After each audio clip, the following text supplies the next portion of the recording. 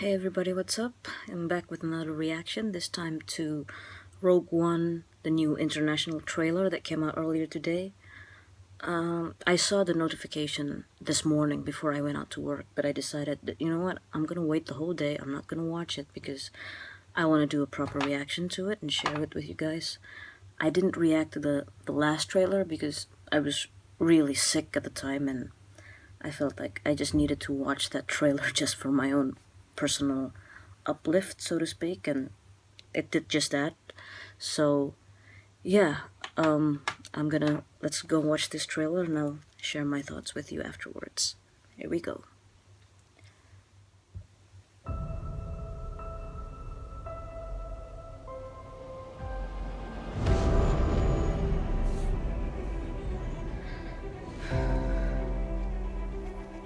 Jin,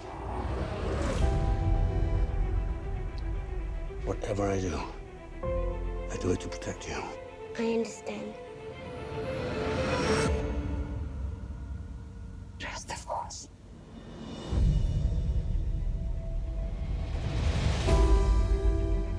We have intercepted a coded Imperial transmission.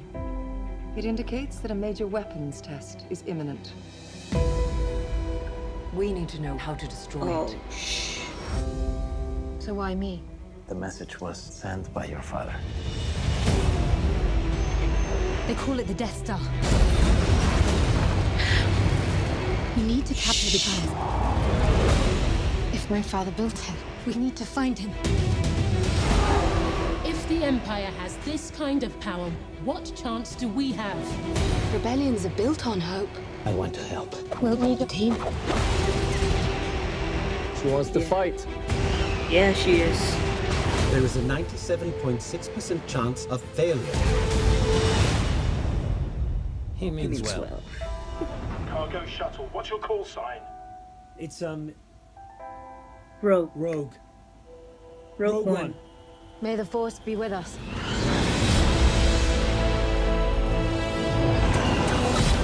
The power that we are dealing with is immeasurable. Go, X-Wings, We'll go. follow your lead. I'm not used to people sticking around when things go bad. Oh, shit. Take hold of this moment. The Force is strong. We'll take the next chance. And the next. Until we win, or the chances are spent.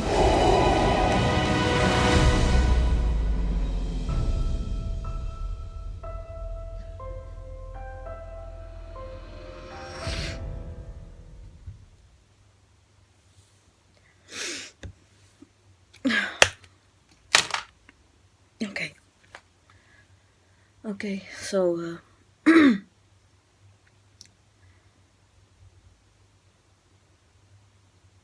okay, so fair warning, I might go off on a tangent a little bit here.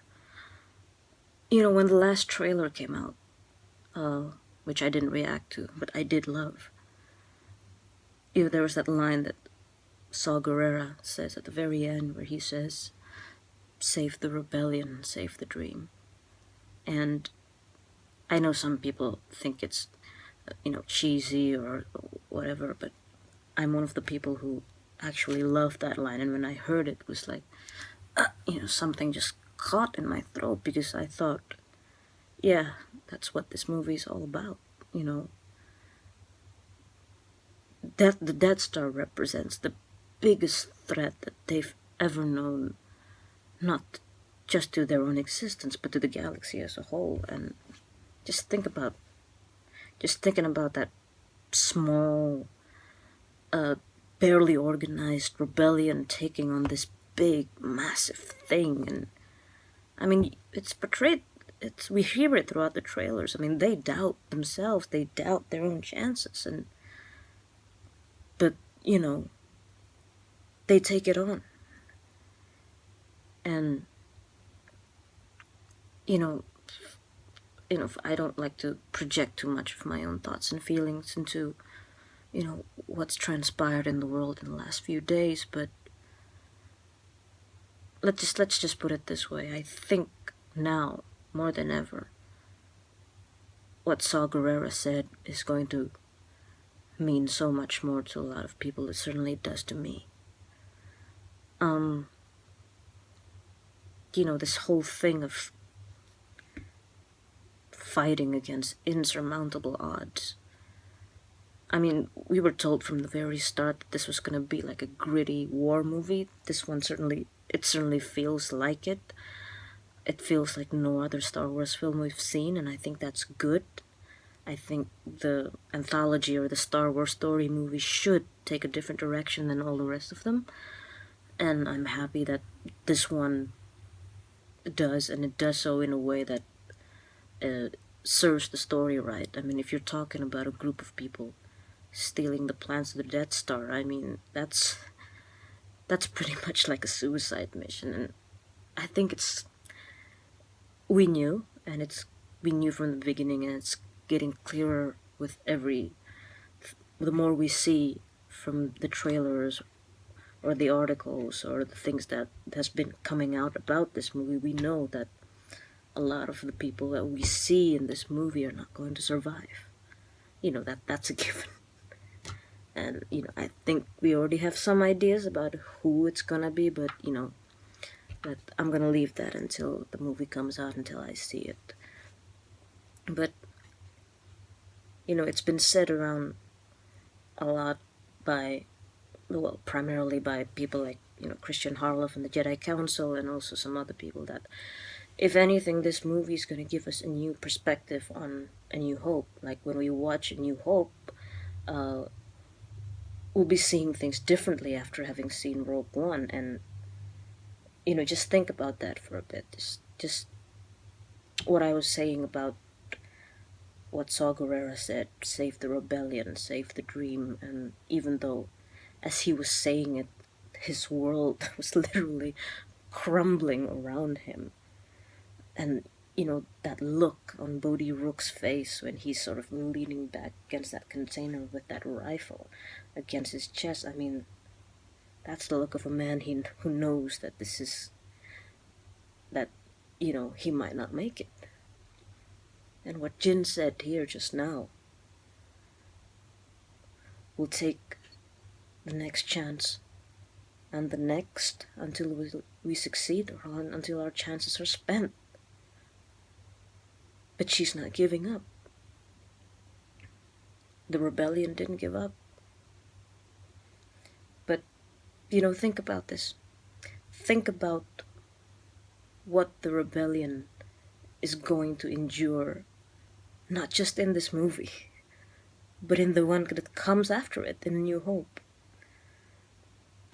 Even if this movie ends on a somewhat positive note, as positive it can be, I mean, the handing of the plans to Princess Leia or whatever, think about what's gonna happen in that world in the coming hours or days. Think about being somebody on Yavin in the next few hours or days after Rogue One, and what we know is going to happen to them. They lose the Tantive 4, okay? And most of the people on that ship is either captured or killed. Princess Leia escaped.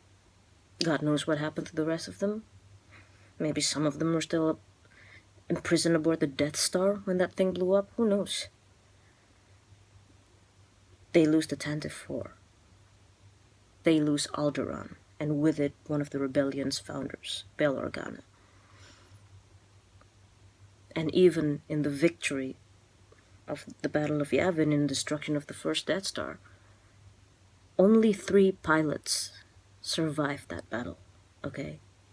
Luke Skywalker, Wedge Antilles, and, according to EU sources, legend sources, Kean Forlander. 3 pilots. That is an astounding loss rate. I mean, like, we saw from, obviously, the victory ceremony afterwards that there were still pilots left, but, I bet that the best and the brightest went up against the Death Star, and most of them didn't make it back. But they kept on. And they kept on at Hoth. They kept on at Endor. and subsequently on the New Republic. And they carried that fight into the Resistance, they carried that fight into Takodana, they carried that fight with them to Starkiller Base and to adventures beyond that we don't know yet, that is going to be told to us in the coming years. And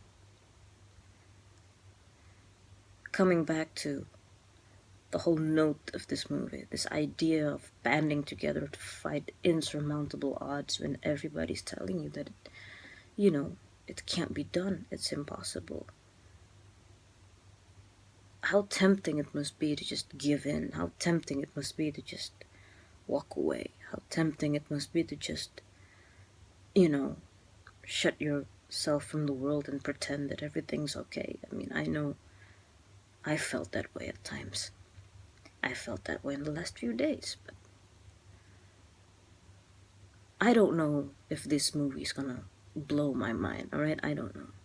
I know it's gonna be good. I don't think it's gonna be bad, I don't know if it's going to, blow my mind the way The Force Awakens didn't quite do. I mean, I loved it, but it didn't take my soul and run away with it the way some movies did, like Pacific Rim, another movie that was not perfect by any means, but by golly, that movie took my soul and ran with it. And I don't know, I hope Rogue One does it. It looks like the kind of movie that might do it for me. It's not gonna do it for everyone, it never does, but I hope it does it for me, and I hope that I come out of that experience, out of that movie theater, carrying with me just a small fraction of the strength and the resolve that these characters will show me, even through times when their plight seems the most hopeless. And I hope that I take something from that, and I hope that I hope that a lot of you will be able to do the same. Save the rebellion, save the dream, and may the Force be with us always.